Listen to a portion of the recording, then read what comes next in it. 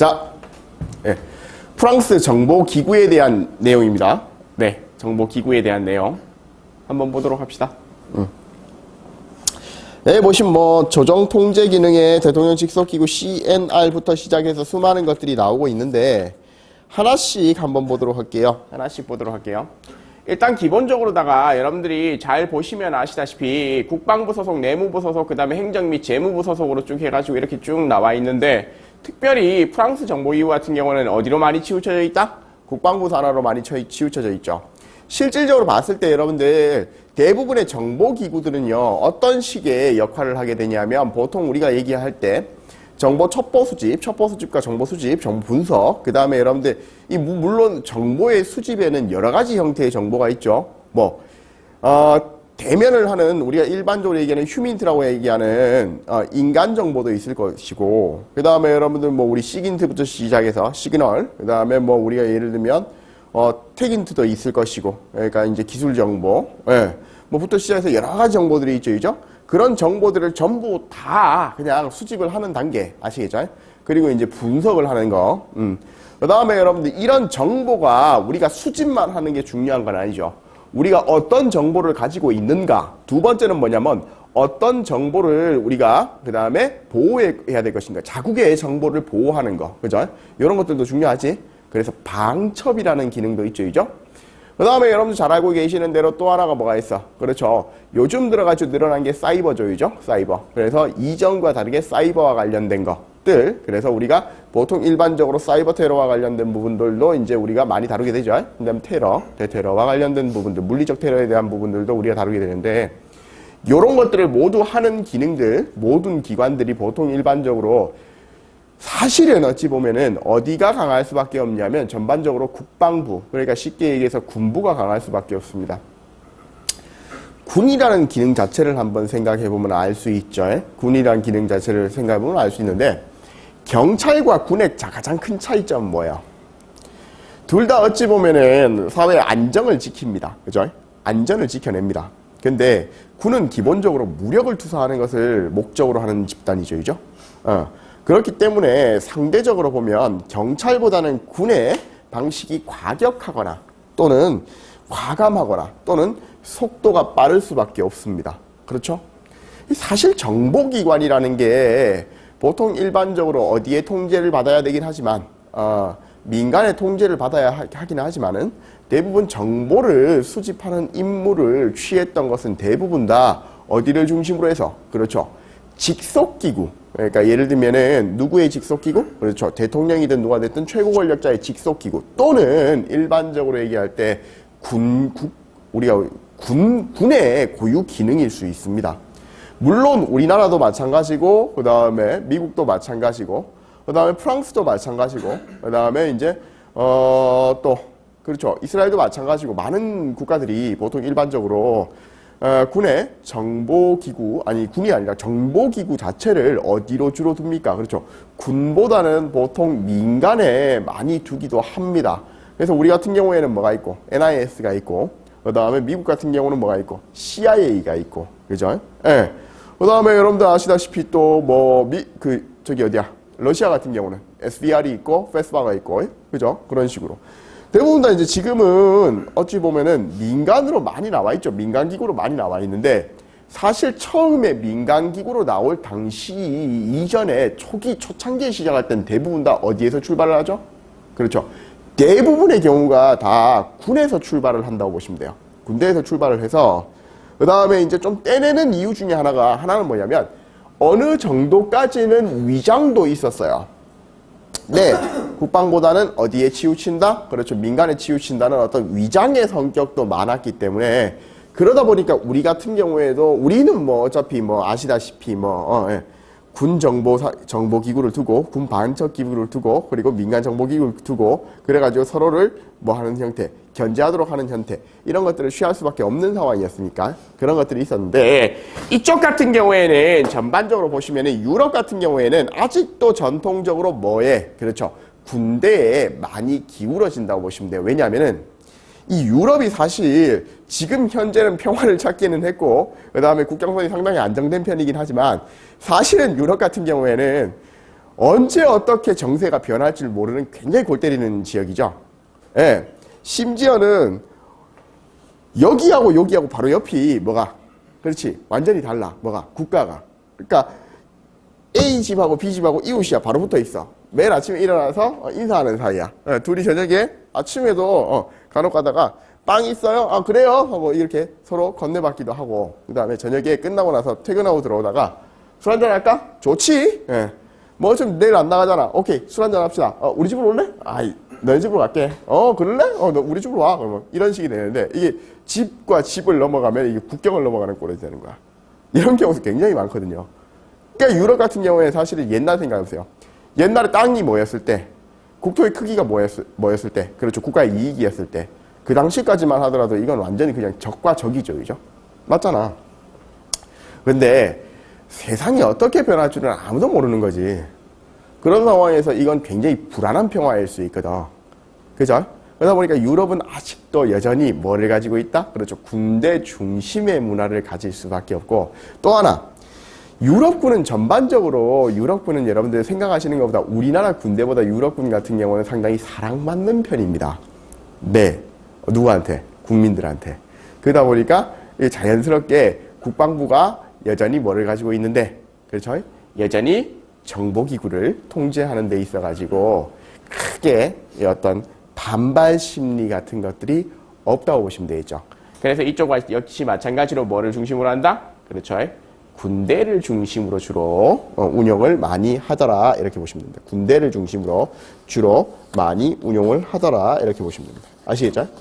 자, 그럼 우리 하나씩 보도록 하는데 제일 먼저 여러분들 대통령 직속기구인 CNR부터 한번 보도록 하겠습니다.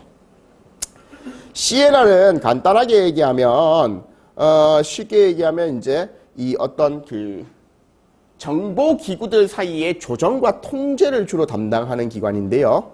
위원장이 총리이고요. 그 다음에 DGSE, 그러니까 DGSE는 여러분들 해외정보총국입니다. 해외정보총국.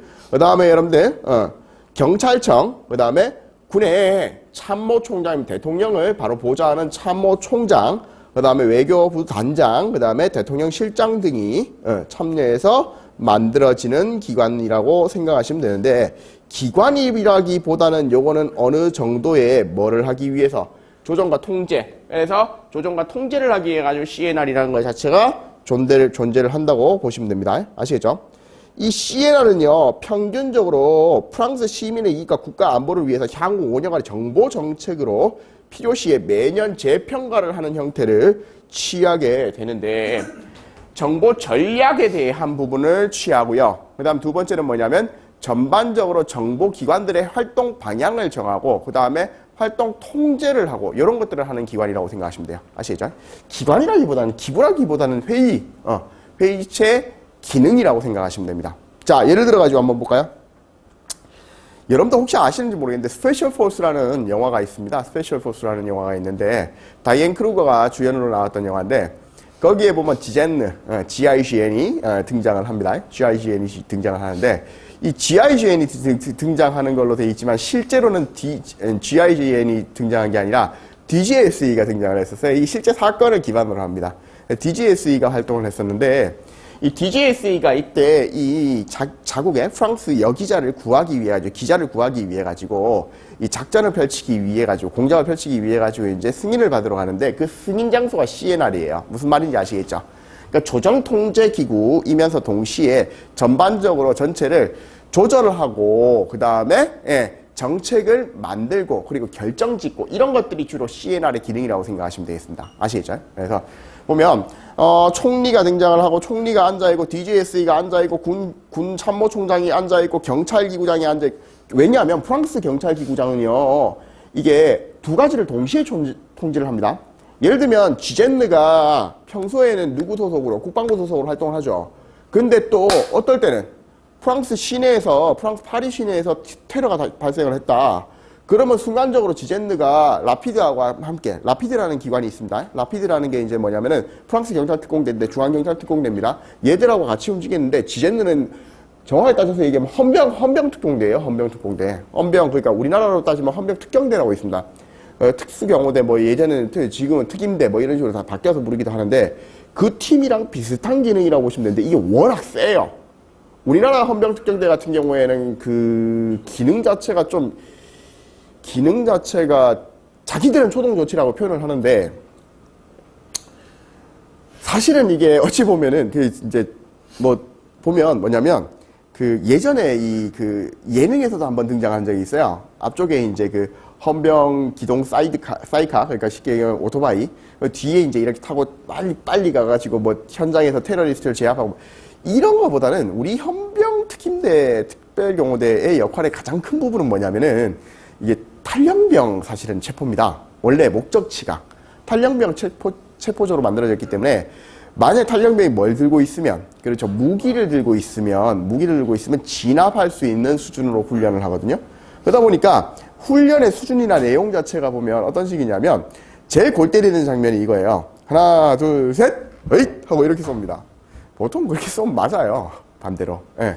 그러니까 쉽게 얘기해서 이게 그 SDT 팀이 우리나라 SDT 팀은 그냥 쉽게 얘기하면 물론 그 한 80개 국가를 놓고 정상적인 기능을 하는 80개 국가를 놓고 보면 이 SDT 팀은 특수대의 역할을 합니다. 해서 적어도 특공 여단이나 아니면은 어떤 수색대 정도의 전투력을 갖고 있긴 합니다. 그러니까 전투력이 상당히 높은 편이에요. 상위예요.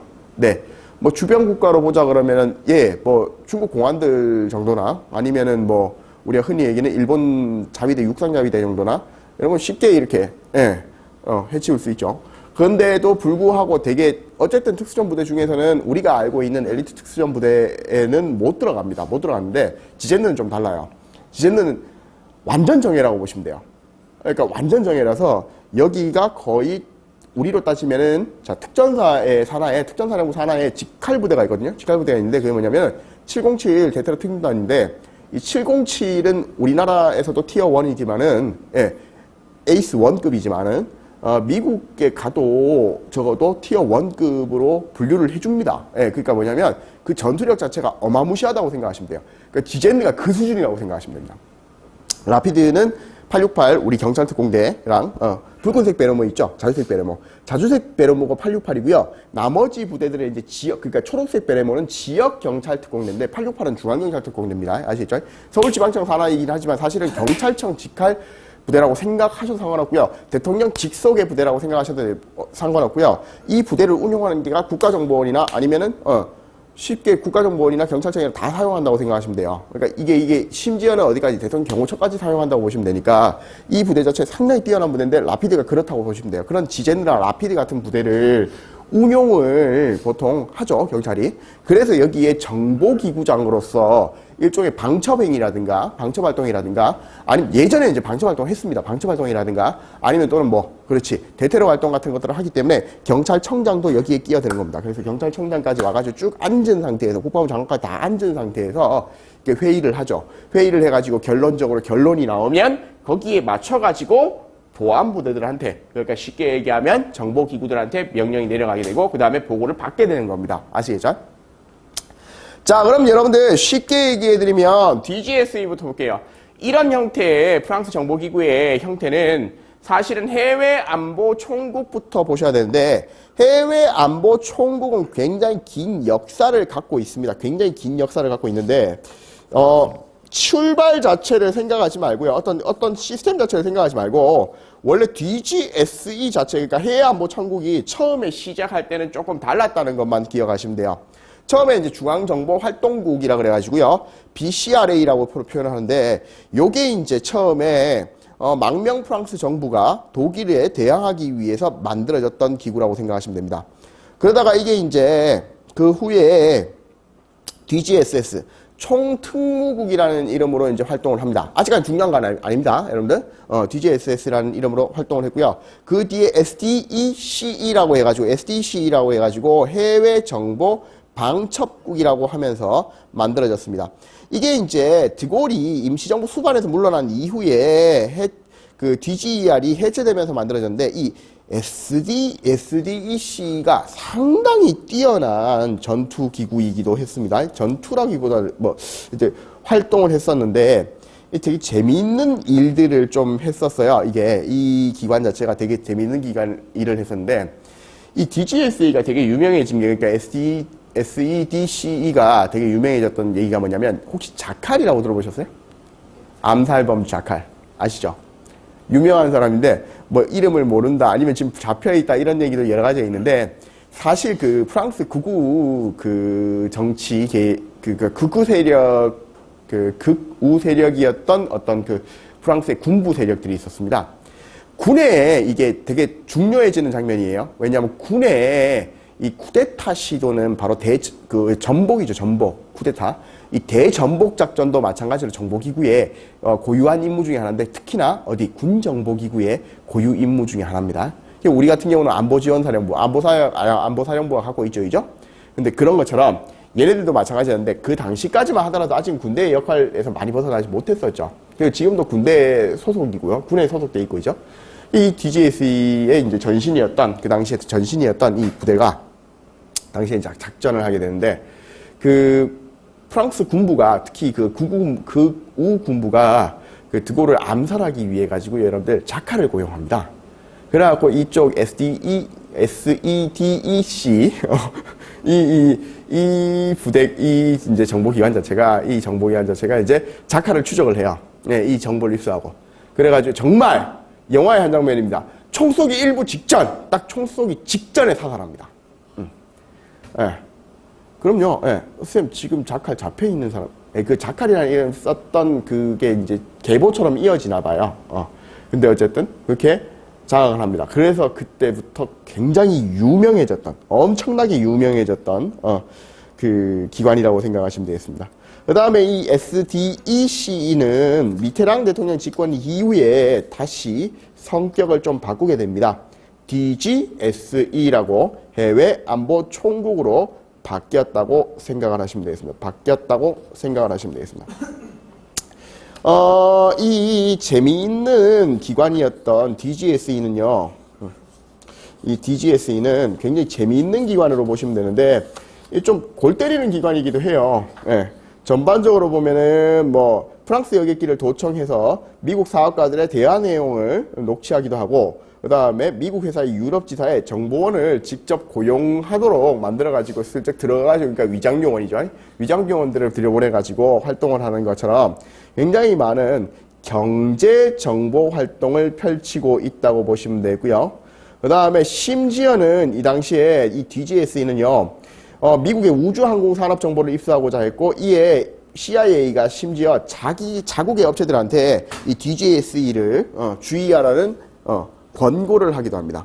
왜 그러냐면, 프랑스가 여러분들 잘 알고 계시다시피 프랑스가 전반적으로 보면 이 기관 자체가 안보잖아요. 사실은 안전이잖아.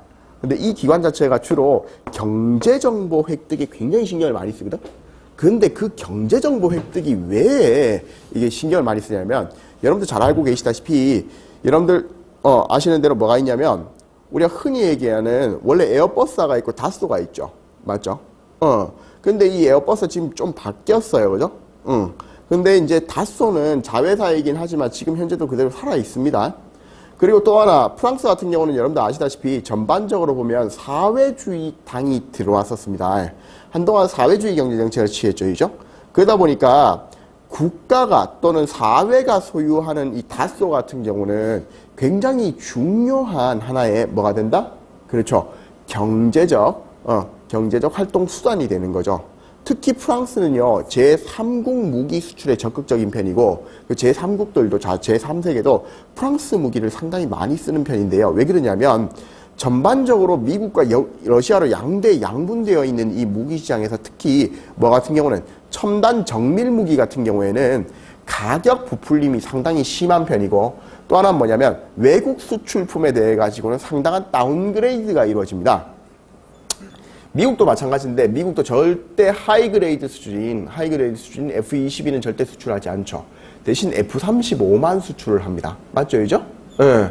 그것처럼 마찬가지로 여러분들 뭐 전차가 됐건 뭐가 됐건 전반적으로 수출을 할 때, 무기를 수출할 때 이놈 미국이란 나라는 자국에 비해 가지고 좀 떨어지는 물건들을 수출을 하는 편입니다.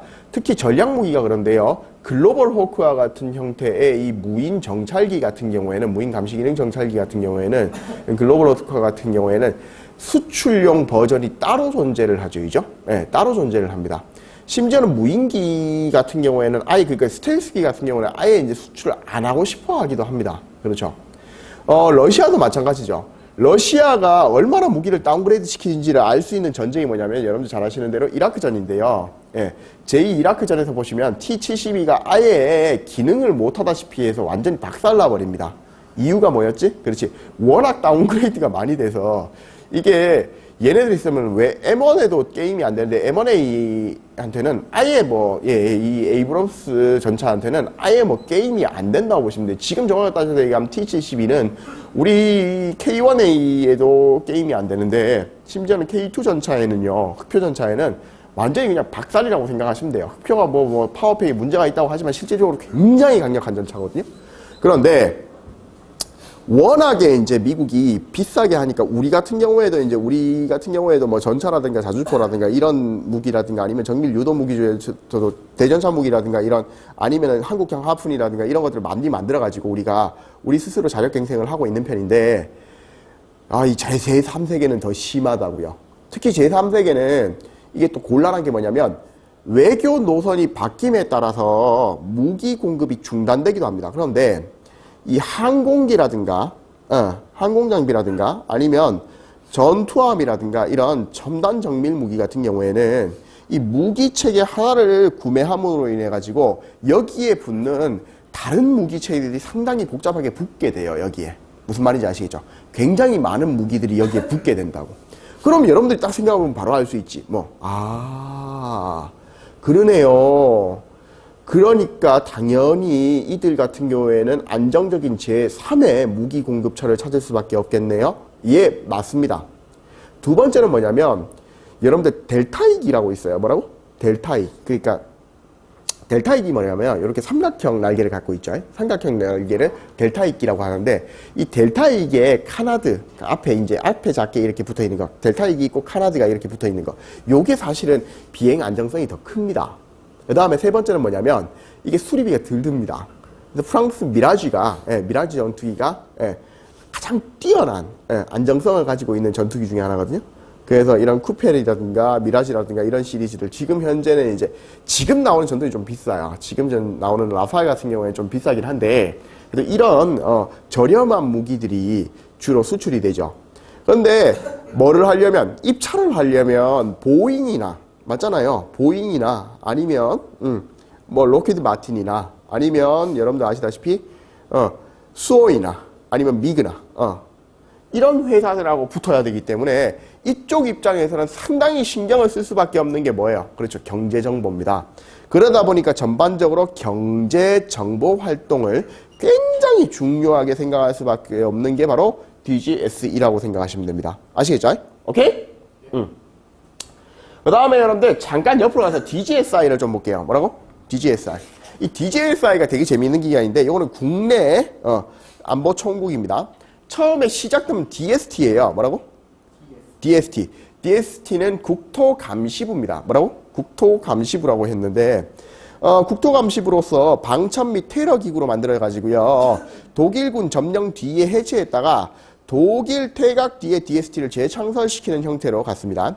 내무부 산하에서 주로 방첩, 대간첩 작전, 그 다음에 비확산 문제, 그 다음에 또 하나는 뭐냐면, 이 프랑스가 유럽이 되게 심각하게 겪고 있는 문제가 뭐냐면 조직범죄인데, 이쪽 조직범죄는 국경간을 넘어서는 아동 및 여성, 남성까지도 마찬가지입니다.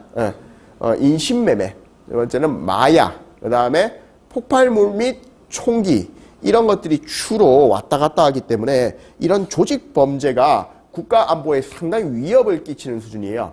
유럽의 조직들은요, 여러분들 일반적 조직이라고 생각하시면 안 돼요.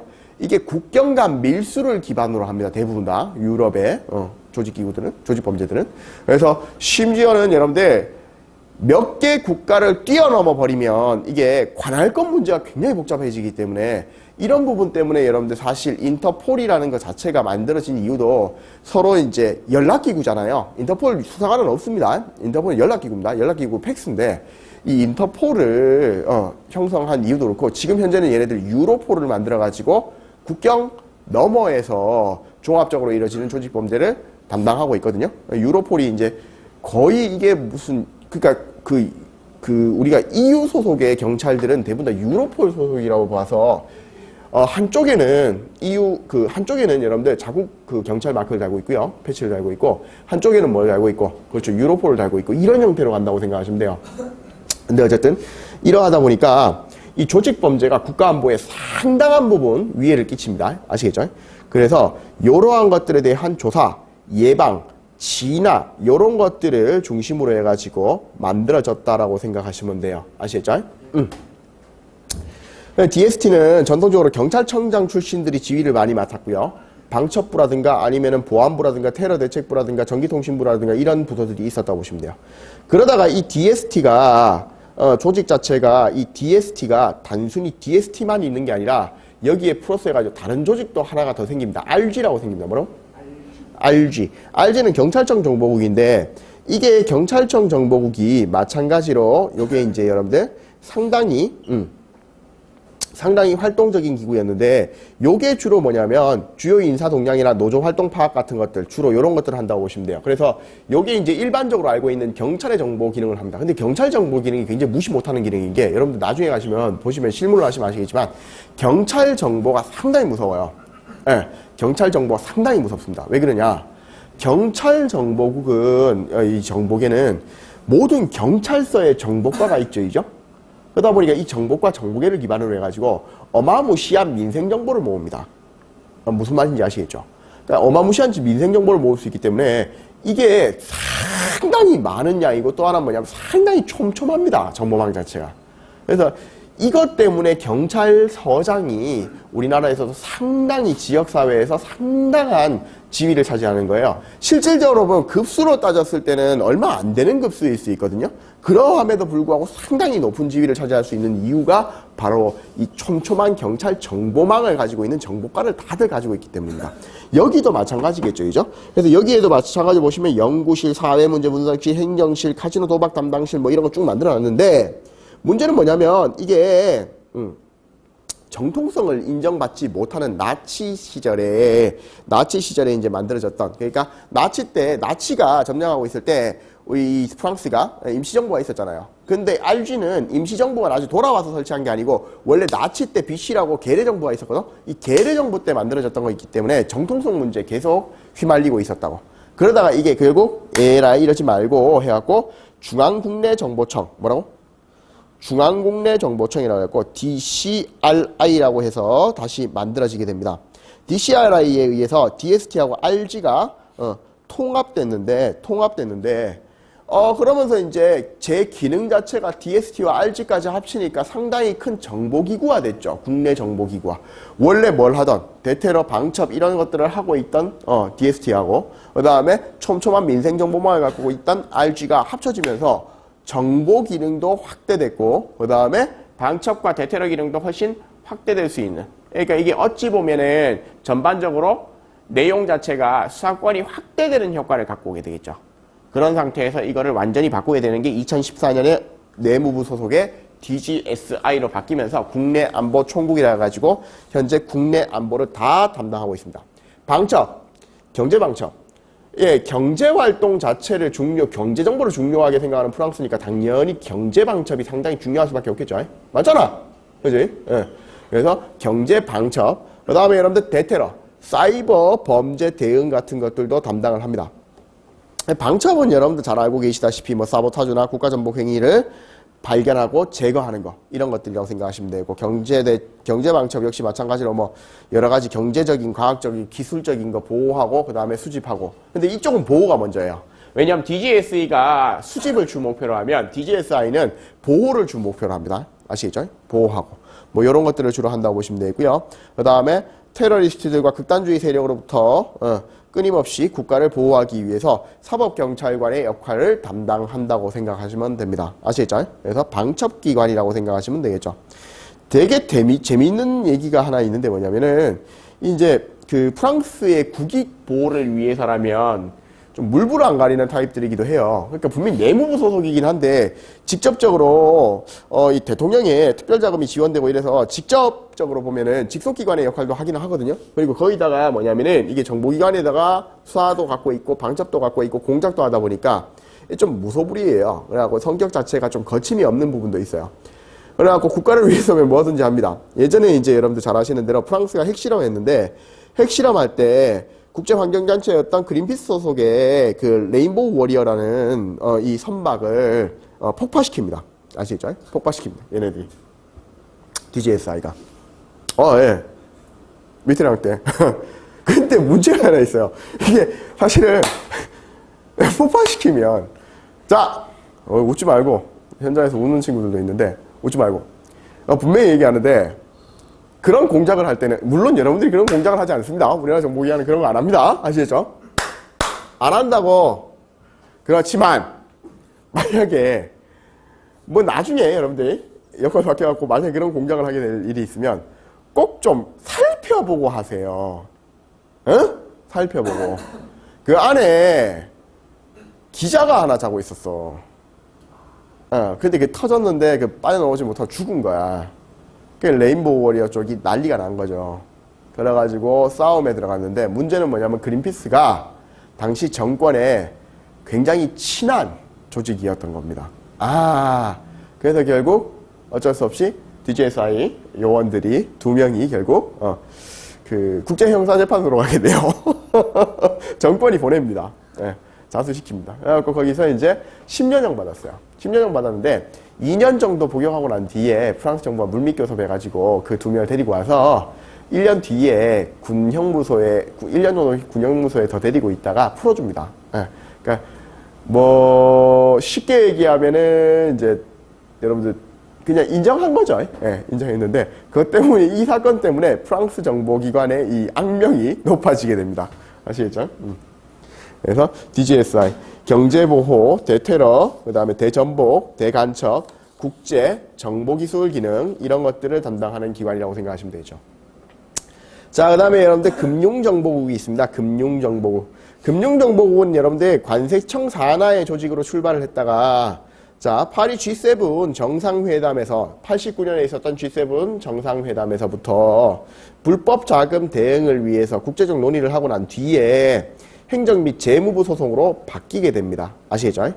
요게 핵심 뭐냐면 여러분들 이전에도 얘기했다시피 불법 금융기관이나 아니면 자금 세탁 방지나 테러 자금 조달 대응을 위한 운영 뭐 이런 것들 금융거래 범죄 차단 이런 것들을 하는데 자 프랑스가 굉장히 골 때리는 나라예요. 왜? 프랑스는 뭘로 해서 태어났지? 탄생했지? 그렇죠. 혁명으로 탄생했죠.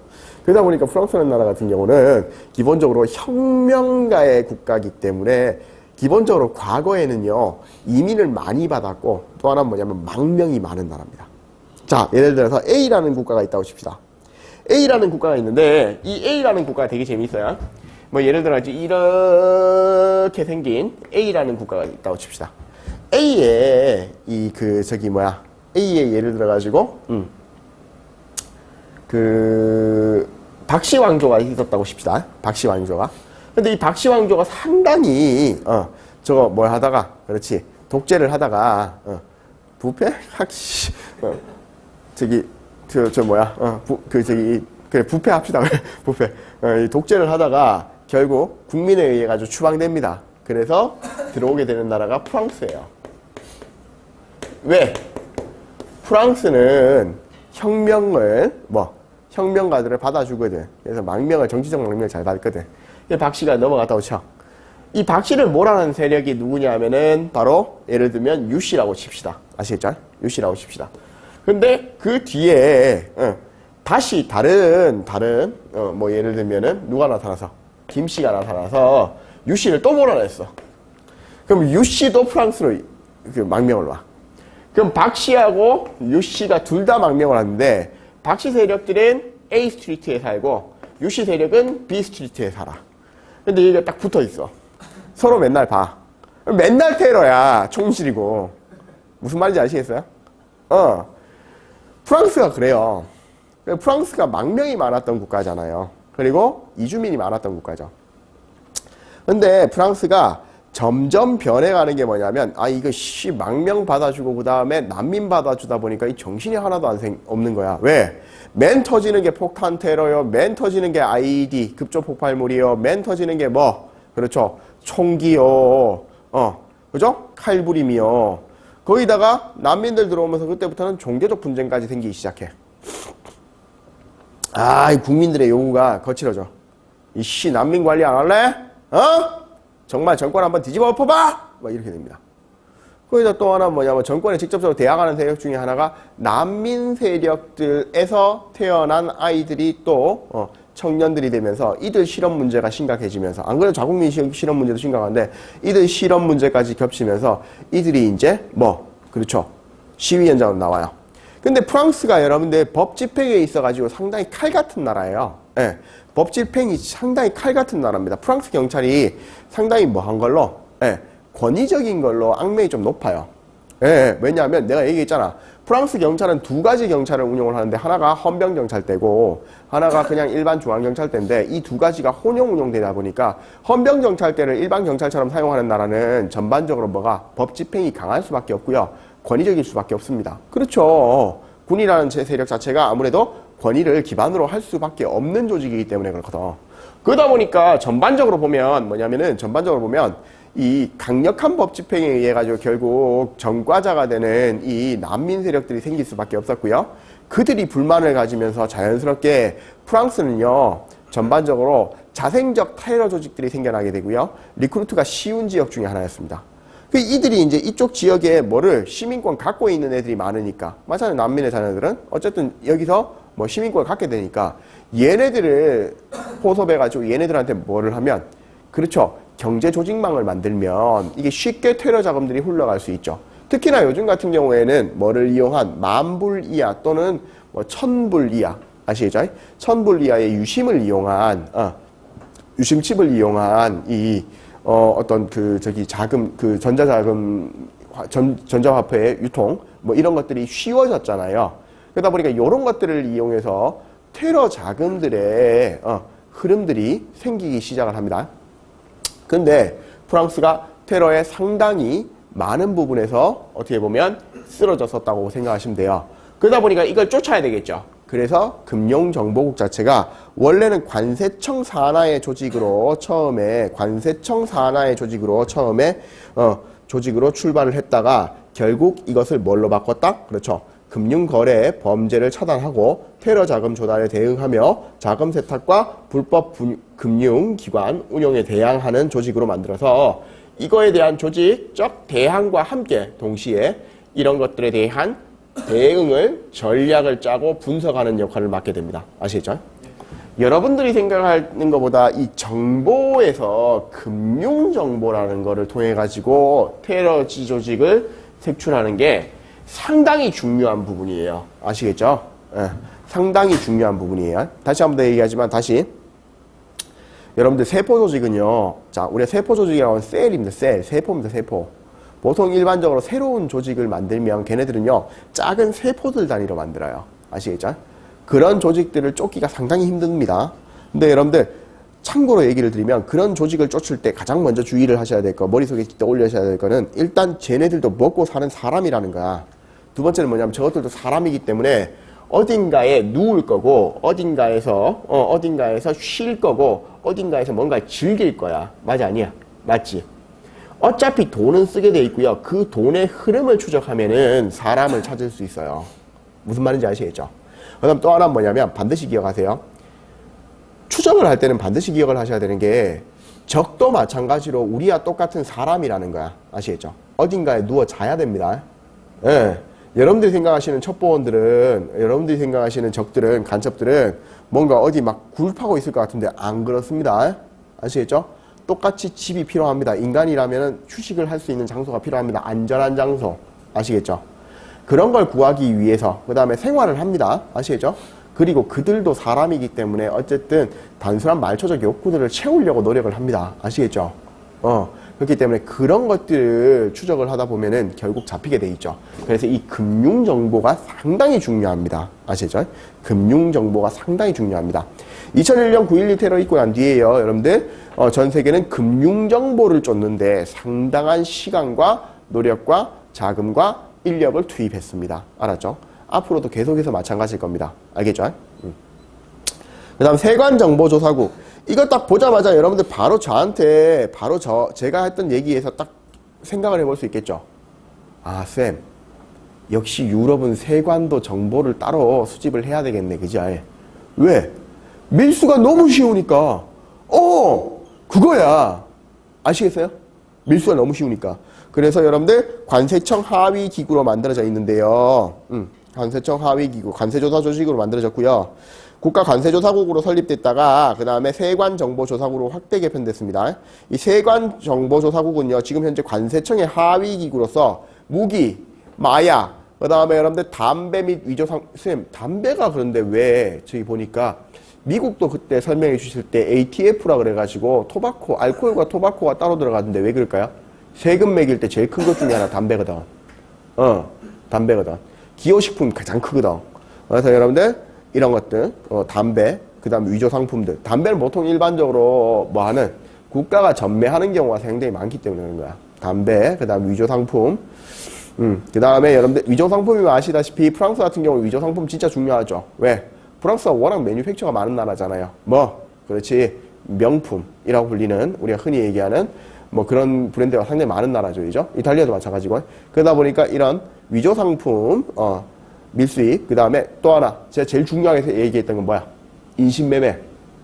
유엔 산하에 인신매매를 추적하는 기구가 있을 만큼 인신매매가 심각합니다, 여러분. 인신매매가 심각합니다. 진짜로 유엔 산하에도 인신매매를 끊임없이 쫓는 팀들이 있어. 물론 사법권은 없지만 그쪽 요원들은 거의 목숨 걸고 쫓아. 현장 요원들도 있긴 있어. 현장 요원이 아닌데도 불구하고 분석을 하다 보면 현장화돼. 그게 인신매매가 그런 거야. 그럼 가족 하나를 다 파괴시켜. 세상에서 제일 나쁜 범죄 중에 하나가 인신매매예요. 그럼요, 절대로 용서하지 말아야 될 게 여러분들 도박, 마약, 그 다음에 여러분들 잘 알고 계시다시피 성범죄, 그렇죠. 특히 아동 성범죄 이런 것들. 근데 도박, 마약, 아동 성범죄, 성범죄 같은 경우에는요, 인신매매가 연결되는 경우가 상당히 많습니다. 이 인신매매가 굉장히 나쁜 범죄 중에 하나인데, 특히 이놈의 것들, 이 변태들부터 시작해가지고 그 다음에 오래 살라고 악쓰는 놈들, 장기 매매 조직부터 시작해서 어마무시하게 많은 조직들이 있거든요. 근데 유럽 같은 경우는 특히나 지금 현재는 동유럽 여성들, 특히 동유럽 여성들을 납치를 하거나 아니면 유인해서 유인해서 약물로 중독시키거나 이런 식으로 해가지고 그 성적인 부분, 그 유의를 위해 가지고 팔아넘기는 경우도 상당히 많습니다. 그래서 그 아이들을 그렇게 팔아넘기는 강아지 같은 새끼들도, 죄송합니다. 강아지한테 미안하죠. 강아지한테 미안하고, 그죠? 핵 폐기물 같은, 원자력 폐기물 같은 새끼들이 있어요. 그런 인간 말종들을 쫓을 필요가 있겠죠, 그죠? 그래서 이 세관 정보 조사국이 상당히 중요한 역할을 하게 됩니다. 아시겠죠? 오케이. 이런 것들이 존재를 하고요. 여기서 이제 여러분들 세관 영역 내에서 운영되는 상품 및 인력 흐름, 운영 정보 수집, 이런 것들을 한다고 보시면 됩니다. 알겠습니까? 자, 그 다음 이제 군정보기관에서 다시 좀 내려가가지고 DRM을 한번 보시도록 하는데, 이 DRM은요, 여러분들 왜 만들어지냐면, 이게 이제 그 군정보기관인데 일종의 전술정보, 전투정보기관이라고 생각하시면 돼요. 왜 이게 만들어지냐면은 걸프전 때, 사마의 폭풍작전 때 이 참여를 하잖아요. 연합국의 일원으로 참여를 했던 프랑스가 이 당시에 군 전술정보기관의 부재 상태로 전투에 참여하면서 전술 정보를 전부 다 어디에 의존하게 되냐면 미국에 의존하게 돼요. 미국은 전술 정보 부대로 특수부대 중에서 기상요원도 있습니다. 기상요원도. 그러니까 뭐냐면 풍향, 습도 이런 것들 미 공군이 가지고 있는데요. 상당한 전투 기술을 보유하고 있는 특수부대인데 제일 중요하게 생각하는 게, 예를 들면은 헬기가 운용을 이제 헬기 운용을 하려면 필요한 그 인력들이죠. 그러니까 비행 운반 수단을 운영하려면 상당히 필요한 게 바로 이 기상정보거든요. 그래서 기상정보 요원들을 준 만큼 상당히 방대하게 운용을 하는데, 미국 같은 경우에는, 얘네 같은 경우는 그런 정보 조직이 없었던 거야.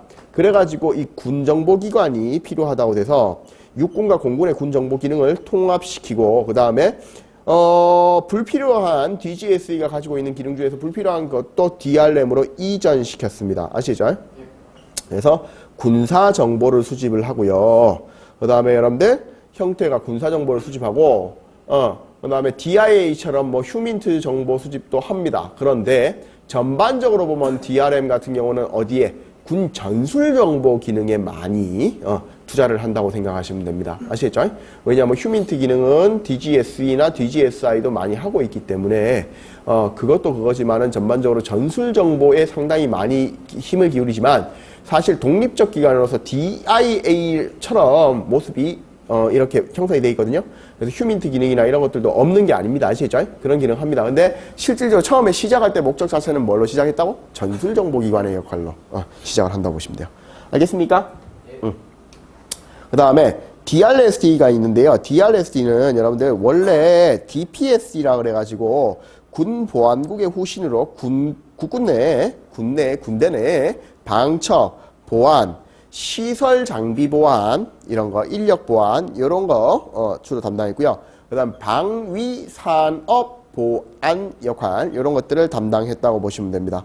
그러다가 여러분들, DRSD는요, DPSD의 기존 임무의 대테러 기능을 강화시켜서 창설된 조직인데요. DGSE처럼 국방부 장관에게 직접 보고하는 형태의 우리나라의 기무사령부하고 상당히 비슷한 역할을 합니다. 아시죠? 그래서 여러분들 다시 한 번 더 얘기하면 군 내 방첩 보안, 시설 장비, 그 다음에 인원 보안, 인력 보안, 그 다음에 방산 보안 이런 것들을 담당한다고 보시면 되니까 우리나라의 DSC 즉 국군 안보지원사령부와 상당히 비슷한 역할을 한다. 이전에 사실 안보지원사령부보다는 이전에 기무사령부의 역할과 상당히 비슷한 역할을 한다고 생각하시면 됩니다. 아시겠죠? 오케이? 예. 자, 그 다음에 여러분들 기본적으로다가 당연히 이런 이 정보보안국 같은 경우에는 기무사령부의 역할을 하니까 당연히 지역대를 만들어 놓고 지역 보안부대를 만들어 놨겠죠. 그죠? 그래서 여러분들 프랑스군이 주둔하고 있는 모든 지역에는 전부 다 보안 검사관이라고 했죠. ISD를 파견해서 지금 현재 보안 관련 업무와 정보 보안 관련 업무를 담당하고 있는 기관이라고 생각하시면 되고요. 그 다음에 여러분들 BRG라고 있는데 BRG가 여기 나와 있는 정보 및 전자전자단인데 신호정보를 수집하고 그 다음에 이런 것들을 신호정보를 국방부와 관련 부대들, DRM 같은 부대들에 전달하는 역할을 하는 걸로 유명한 부대입니다. 알겠습니까? 예. 네. 뭐 요 정도면 여러분들 프랑스 정보기관은 요 정도 안에서 보시면 되겠습니다. 나머지들이 있는데 뭐 경찰청이나 뭐 이런 것들, 그 다음에 여러분들 대세센터나 이런 거 있는데 요 읽어보시면 되는 수준입니다. 아시겠죠? 요 정도로 요 안에서 이제 보통 일반적으로 우리가 정보 커뮤니티 정도로 보시면 해결이 됩니다. 그래서 요거 잠깐 멈추고요. 그 다음에 여러분들 계속해서 나머지로 넘어가도록 하겠습니다.